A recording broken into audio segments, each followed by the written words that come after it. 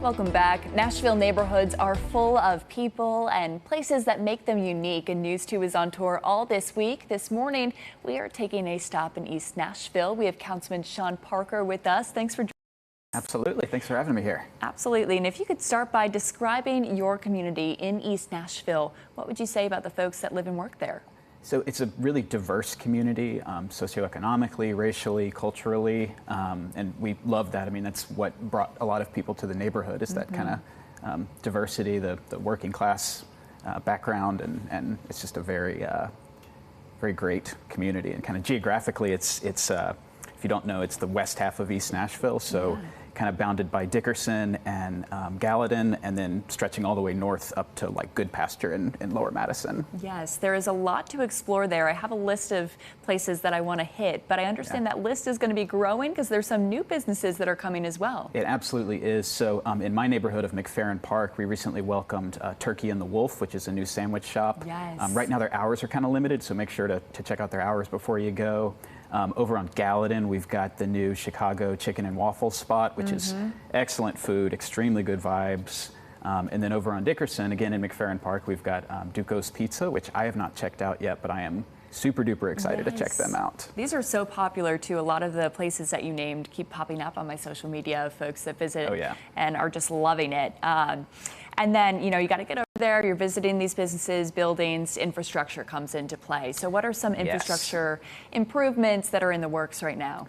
So a big thing, you know, decades ago when we put these interstates throughout Nashville, you know, they're great for getting people in from Springfield or Hendersonville if they're commuting or coming to a sports event. But, you know, when you live in kind of an urban neighborhood that's been bisected by these, you know, they present a lot of challenges to mobility. They also tend to be very dangerous, like where the interstates intersect with neighborhood roads. So we've got a bunch of exciting improvements coming. We're getting a signal at Ellington and Douglas, which is something people have been asking for a very long time. It's going to make that a lot safer. It's going to make traffic flow a lot better. We're getting safer connections down like Dickerson and Jefferson under the interstate for people that are walking and biking.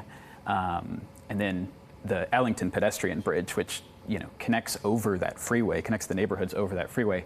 Right now it's not ADA accessible. There's these very steep steps on one side. So for a lot of people, that little pedestrian bridge just doesn't work, but we are getting that improved so that, you know, folks in using wheelchairs or other mobility devices are going to be able to access that piece of infrastructure. So we're very excited about that. Yeah, very important and essential work that's being done there. And as these new businesses pop up, as some construction is underway, some improvements underway, what message do you want to share with your community members? Yeah, I mean, a lot of these big projects, they come with headaches during the construction phase. So, you know, your favorite interstate exit might be closed for a few weeks.